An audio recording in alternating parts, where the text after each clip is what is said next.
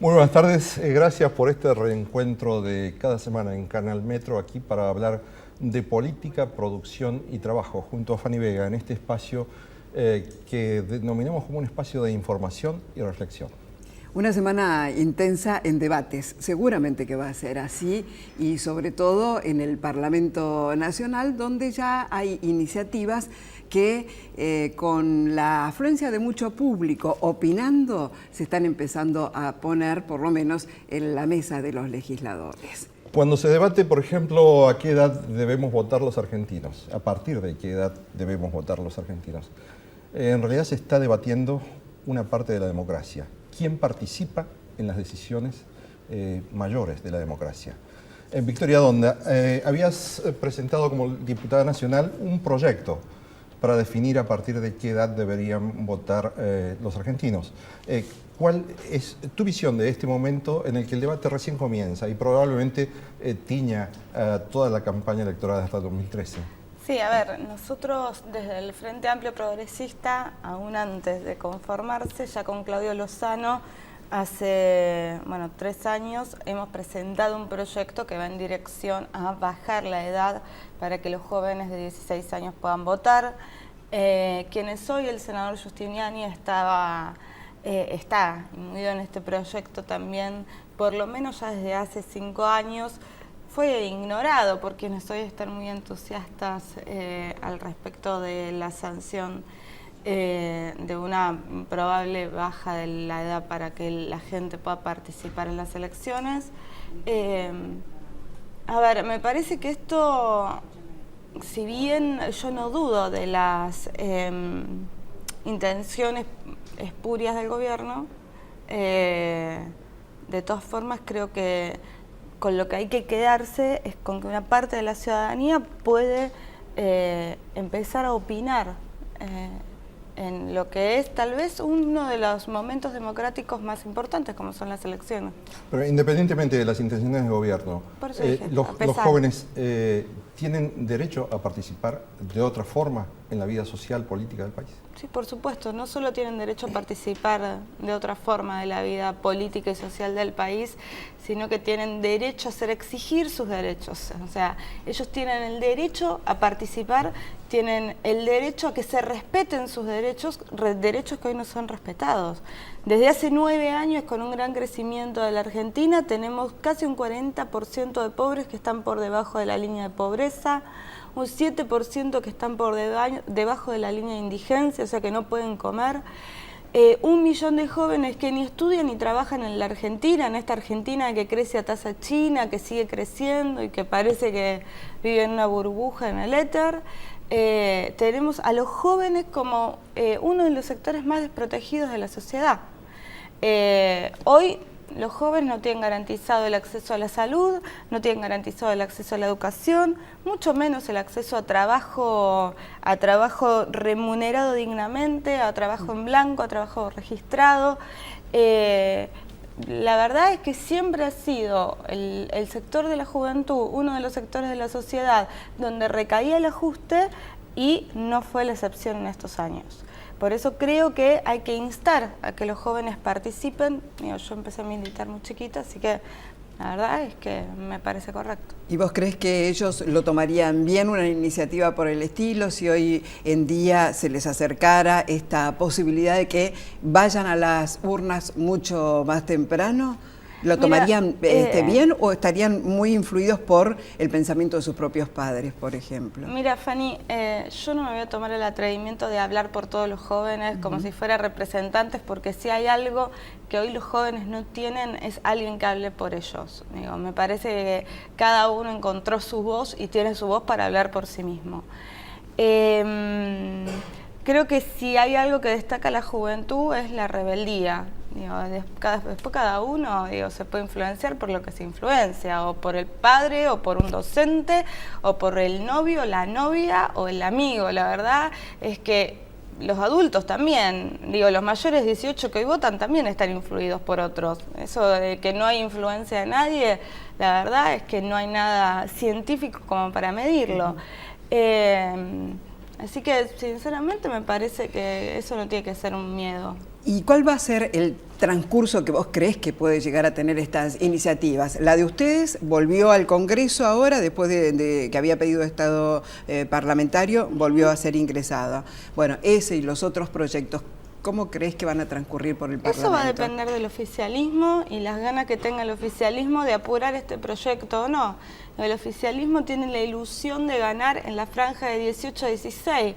Pues bien, la verdad es que yo creo que no va a ser así, que en esa franja nosotros desde el Frente Amplio Progresista tenemos, digamos, la oportunidad de poder mostrar un país distinto en un sector etario donde no se preocupa tanto por, digamos, por la estabilidad y no está tan acostumbrado a la resignación, es más, le huye a la resignación, así que la verdad es que eso va a haber que ver qué es lo que hace el oficialismo en estas semanas.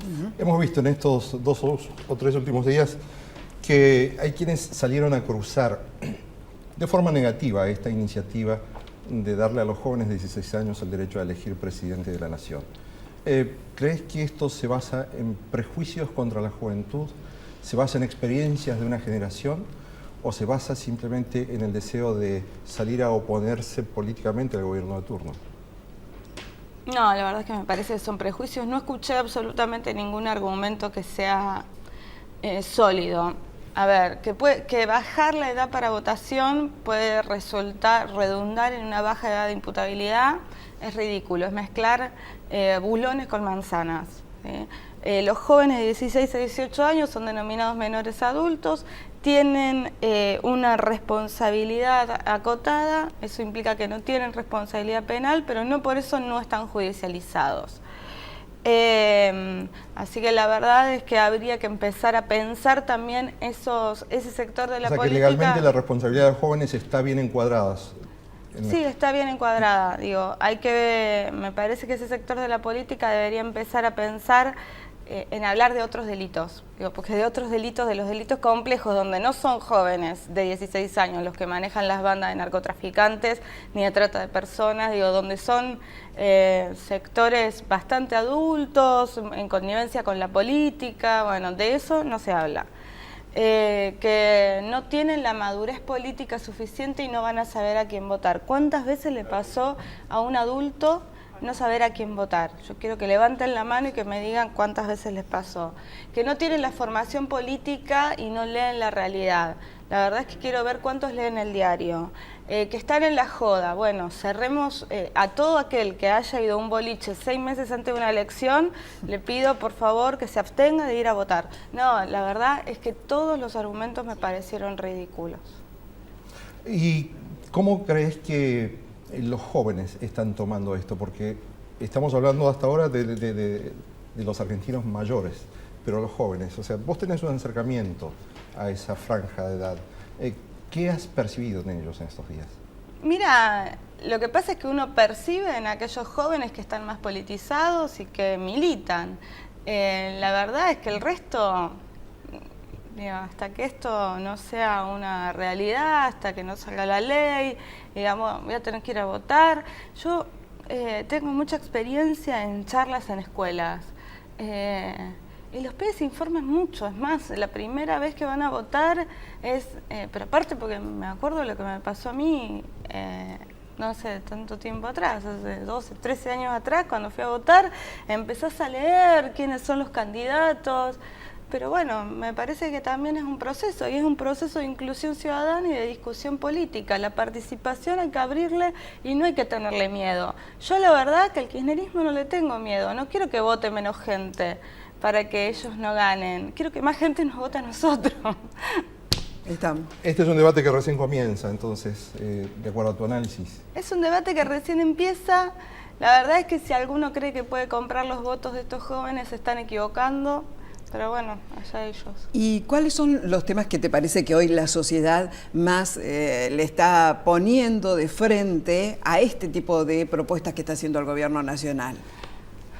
Bueno, yo creo que hay un reclamo grande por el tema de la inflación. Me parece que en estos, hace unas semanas se hablaba mucho del tema de la soberanía monetaria a propósito de la expropiación de Chicone.